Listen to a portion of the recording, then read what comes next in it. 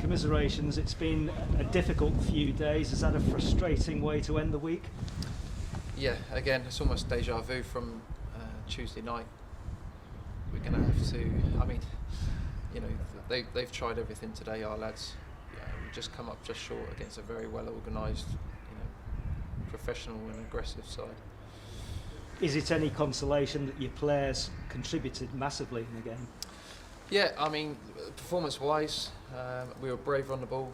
We passed the ball with a purpose today. We made good decisions on the ball. If I was to be critical, again, final third, do we create much? Do we have many shots on target? No. However, against a strong, well-equipped National League side in Sutton, we coped with their threats very well. And although Jack made one or two very good saves, I don't think there was much in the game. You mentioned the shots on target. Is that becoming a bit of a concern, given there haven't been too many in the first 3 games so far? Yeah, of course, yeah. I mean, that's... and we're finding our feet in this league, and we losing 2 more strikers prior to the game wasn't ideal. But yeah, I mean, there's something quite clearly we need to work on. We need to make sure that we're scoring goals, or at least having attempts on goal. You're not a man for excuses, but how disruptive was the loss of your captain, Ben Thompson and Jordan Ngalo, in the lead up to this game? Yeah, I mean, I think I'd rather concentrate on the lads that actually came in, because I said prior to the game it was an opportunity for 1 or 2 to step up to the plate. I felt that they did that. I felt the performance was very good. I thought everyone worked really, really hard, and it's important that we remember that, because we're going to need that every single game this year. And although the result wasn't there for us, the performance is almost there. You nearly got the clean sheet. You held out for 80 minutes.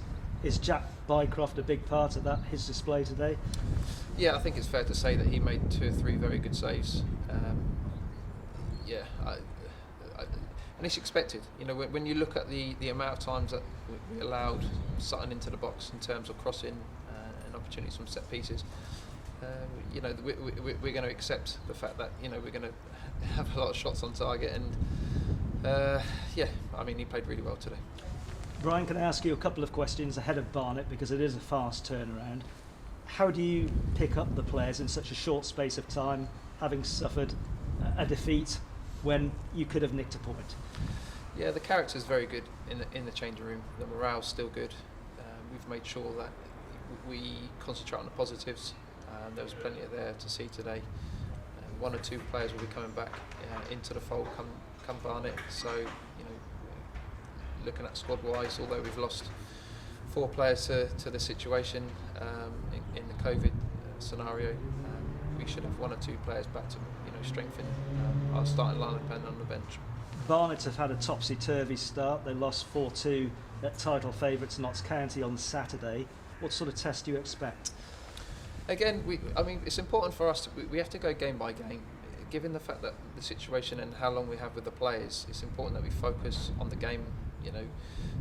Once we leave there, we'll be doing all our homework. We'll be doing research. We'll be doing clips, everything we can in our power to try and give the lads, the best resources to try and get a result at Barnet. So in terms of what we expect that Barnet will sort of pose to us as a problem, we don't exactly know at the moment in time, but we certainly will do over the next day or 2. They made the playoffs last season, but a largely new squad. They've lost heavily at home to Eastleigh. They've come back against Dagenham and Redbridge. Then they lose again. Is it going to be a difficult one to call? Yeah, I think that's a division in itself. I don't think anyone's going to run away with the league, and I think it's going to be very competitive, and I think those sort of results typify what we expect in this league. Just finally, Brian, strengthening your squad, what can you tell us about the addition to Weymouth's squad this week? We signed Shamir Mullins on a non-contract basis. He will come in and boost our attacking options. I've worked with Sham, and he's aggressive. He's obviously tall, and he scores goals, so he'll give us a different dimension to us. What's his style of play, if you like, and just give us a bit of his pedigree and his background? I mean, he's been around the non-league circuit for quite some time. Like I said, I played with him at Havant. He then got a move to Chelmsford and on to Forest Green.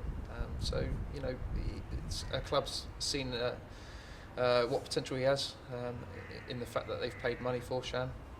He'll come here, he'll bring us a physical attribute, height, and we're looking at maybe on a set pieces type thing, that sort of that advantage. But he also scores goals. He's got a bit of everything. Just finally, which players do you expect to be back in contention come Barnet on Tuesday night? Well, obviously Shan will be Shamir will be with us on Tuesday, and Corey Jordan was not quite fit today, so he'll be back in the fold on Tuesday as well. Thanks very much indeed, Brian. Thank you. Yes, thank you. Just one final one from me, Brian. Probably one of the tests of coming up into this league would be to be more practiced in the dark arts. We mentioned on Tuesday there were a lot of soft fouls given against you, and that happened again today. Is that something that the squad needs to improve on? Yeah, it's a frustrating one because quite a lot of those are bought fouls, and it's almost a game craft where Sutton have got very experienced players at this level, no different to Woking. We had a laugh and a joke at their bench, knowing that we would probably do the same as players ourselves, and it's frustrating, but it's one of those that when we concede first, that's when all that comes into play, and it's frustrating. Don't get me wrong, but that's the level we're at, and that's time wasted in the corner, playing the referee, fetching a different ball, goalkeeper going down. They're all part of the game craft that Sutton brought today. And the timing of the goal today as well, just when you were looking to get back into the game and perhaps having your best spell. I actually said the same sort of scenario with the lads and with the staff. I felt that we were starting to get a little bit on top. It didn't really look like we were going to concede, and it was one of those, do we stick or twist? So we didn't really want to change too much. We brought Jack Hoey on and Jake McCarthy, almost like a like-for-like switch, so we didn't really want to change too much, but the goal killed us, no doubt, and given the timing and like we said, the game craft of Sutton United, I thought they killed the game very well. Brian, thank you very much for your time this afternoon. Cheers, thank you. Thanks, guys. Cheers.